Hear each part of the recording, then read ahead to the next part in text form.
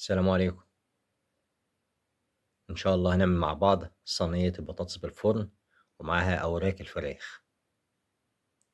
طريقة يعتبر مصرية أو عربية، كلنا في الدول العربية بنعمل صينية البطاطس في الفرن بالفراخ، ولكن ده اللي عنده مثلا كمية من الوراك في البيت ومحتاج يعملها وصفة كويسة.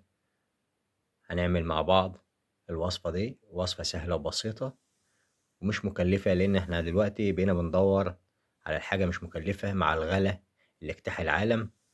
بندور على وصفات تكون بسيطة وسهلة. هتقول وصفات سهلة وحاطين مكسرات. طبعا اللي مش عايز يحط مكسرات ما يحطش مكسرات، ده حاجات اختياري مش حاجات يعني. احنا مجرد ان احنا بنحاول نوصل الاكل بطريقة او بشكل كويس. هنجيب معانا بطاطسايتين وهنقطعهم قطع، سواء طولية او دائرية، كل واحد على حسب عايز يقطع ازاي. وبعد كده برضك البصل نفس القصة، انا اقطع دائري شوية واقطع طولي شوية في البصل، اقطع واحدة كده وواحدة كده. ومش مهم طبعًا، كلنا في بيوتنا بنقطّع البطاطس وبنقطّع بصل وبنحط في صينية البطاطس بالفراخ، ولكن مش أهم حاجة ده، أهم حاجة الطريقة نفسها. نبتدي طبعًا الوراك بتاعتنا، أهم حاجة في الوراك وغسل الوراك وإحنا بننقعها، قبل ما نحطها تتنقع نكون طلّعنا منها الكبدة اللي تبقى في الورك من تحت دي، ديّة كلّها بيبقى فيها الزفارة. نطلّعها، وأهم حاجة نشرّح الفراخ كده عشان منها تشرب تتبيلة ومنها تستوي معايا كويس. تشريح الفراخ هاوريكم في نهاية الفيديو إزاي الفراخ كانت مستوية معايا بطريقة عاملة إزاي بسبب التقطيعة بتاعتها، والتبلة بتاعتها رهيبة، حاجة كده خيال.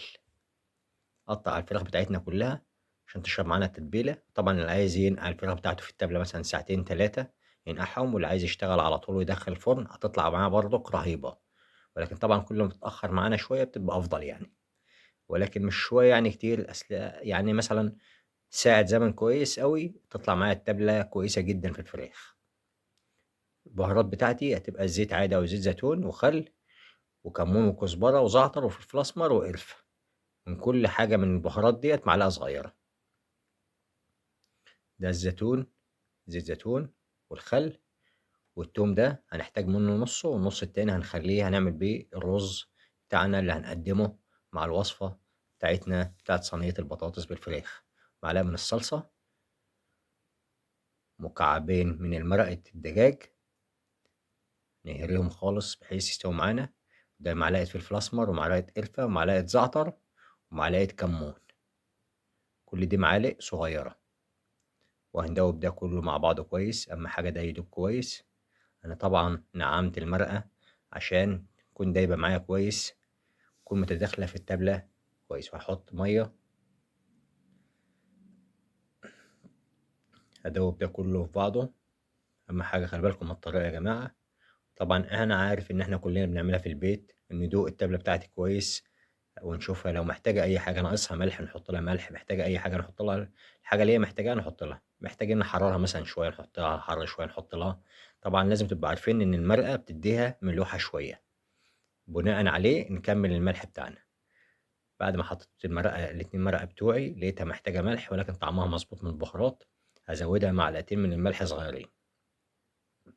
وطبعًا هاتبّل معاكم ورك أو 2 بس، بحيث أوريكم الطريقة إزاي ندخّل التابلة في الورك بين القطع اللي إحنا مشرّحينها. وبعد كده هنسرّع الفيديو ونخش على بعد كده، بس مجرد إن أنا بس عايز أوريكم الطريقة، وبعد كده هنسرّع الفيديو. مش هاحط الكمية كلّها يا جماعة وأقلّبها، لإن التابلة ده مش هاتبّل بيها الفراخ بس، لسه هتشوفوا بعد ما أخلّص الفراخ هاتبّل إيه تاني معايا وهاشتغل إزاي. طبعًا وريتكم إزاي باتبّل الفراخ. أهم حاجة نحاول تابلة الفراخ تخش في كل ده. طبعًا بعد ما خلصت كمية الفراخ اللي عندي، سِبت من الأوراق. طبعًا الأوراق دي على حسب عدد الأشخاص اللي في البيت. طبعًا أنتم عايزين كمية أكبر من كده هتحطوا كمية أكبر من كده، عايزين أقل من كده هتحطوا أقل من كده. هاجيب معايا البطاطس بتاعتي اللي أنا أقطعها قطع طولية، أتبلها كويس وأحطها في الطاسة بتاعتي اللي هادخلها الفرن. أنقل البطاطس بتاعتي، طبعًا الأوراق تبلتها وركنتها على جنب. فاضل عندي الفلفل الحار، اللي بيحب الفلفل الحار. طبعًا الفلفل الحار اختياره زيه زي المكسرات. المكسرات دي يا جماعة، دي هي كل القصة كلها 6 قطع مكسرات، يعني 6 لوز بس بالعدد يعني مش والّا 6 أو 9 تقريبًا، يعني مش حاجة يعني كبيرة أوي يعني، عشان الناس تقول مثلًا وصفة بادوّر على الوصفات الرخيصة في الغلا وحاطط لوز. لأ، أنا حاطط لوز ده عشان برضه الشكل العام اللي إحنا بنقدّم بيه. معلش إحنا مش بنقدّم في بيتنا، إحنا ممكن نقدّم في بيتنا من غير كده، لكن باتكلّم في العموم. كل واحد بيقدّم حاجة باحاول يقدّمها بالشكل اللي يليق بيها ويليق بيكم. بطاطس والبصل والفلفل، طبعًا هنوزّع ده كلّه سواء البصل الدائري أو المكعبات، وبعد كده هنبدأ نرُص فلفل. نحاول نوزّع الحاجة بتاعتنا كويس، بعد كده نحاول نرص الأوراق بتاعتنا. طبعًا كل واحد بيعمل الكمية اللي تناسب بيته وعدد الأشخاص الموجودين في البيت عنده. بعد كده لو فضل عندنا أي تَبْلة من التَبْلة اللي كنا بنتبّل بيها الفراخ بتاعتنا والبطاطس، هنفضّيها فوق الحاجة بتاعتي، وهابدأ أدّي لها كمان شوية بهارات صحيحة زي ورق اللورا، زي القرفة. اللي عنده طبعًا قرفة، عنده حبّهان، يحط شوية حبّهان، طبعًا يوزّع، أهم حاجة يوزّع البهارات عشان كل ريحة تاخد من بعضها، والقرفة الخشب. بعد ده كله أهم نقطة بقى يا جماعة اللي أنا عايز أقول لكم عليها، إن وأنا باسرتش ده نعناع. نعناع بيدّيني طعم رهيب ولكن ما كتّرش منه، ولكن فظيع. جرّبوا الطريقة دي. ورشة بصل أخضر متقطّع هارُش على وش الطاسة بتاعتي من فوق، وبعد كده أدّيها أهم حاجة ورقة زبدة، وبعد ورقة الزبدة واحدة صفر وتخش الفرن. بعد كده أبدأ في الرز بتاعي، أحط له زيت، الحلة بتاعتي على النار وأنزّل فيها زيت، وأنزّل البهارات بتاعتي الصحيحة، ورق لورا وحبهان وليمون، وأنزل بالبصل بتاعي أتبّله كويس، وبعد كده هاكمّل معايا الوصفة.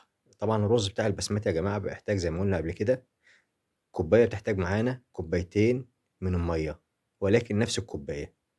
يعني ما آخُدش مثلًا كوباية من الرز وأروح أعبّي مَيّة بكوباية تانية أكبر أو أصغر، نفس الكوباية. ده طبعًا شوية التوم اللي إحنا ركناهم على جنب. طبعًا التوم في الرز جميل جدًا. البهارات بتاعتي معلقة واحدة مرقة، معلقة كزبرة، ومعلقة كمون، ومعلقة فلفل أسمر.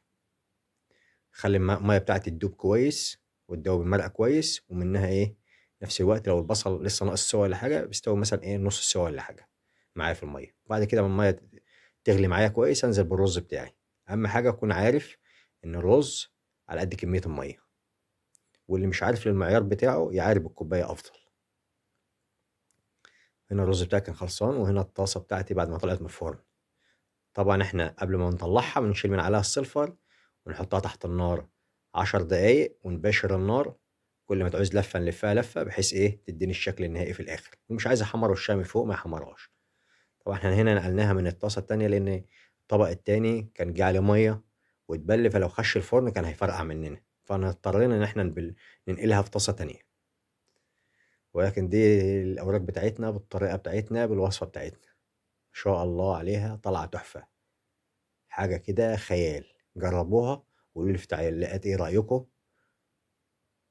التابلة دي طالعة معاها تحفة. يا ريت لو عجبكم الفيديو لايك واشتراك في القناة عشان يوصلكم كل جديد وتفعلوا الجرس. الطريقة دي بصراحة جميلة، ما فيش فيها الصوص اللي هو الأحمر كتير، الصوص الأحمر قليل فيها لأن الصوص الأحمر أصلًا كتره مش كويس للمعدة. إحنا بنحاول برضه نوازن ما بين الطعم وما بين اللون. شايفين شكلها عامل إزاي؟ شكلها عامل كده لأن أنا حمّرت وشّها من فوق. طبعًا في اللي عايز يدهنها من فوق يدهنها ويحمّرها، اللي مش عايز يدهنها من فوق ممكن يحمّرها من غير ما يدهنها، بس طبعًا بعد ما تستوي معاه كويس يشيل من عليها الصلفة ورقة زبدة. ورقة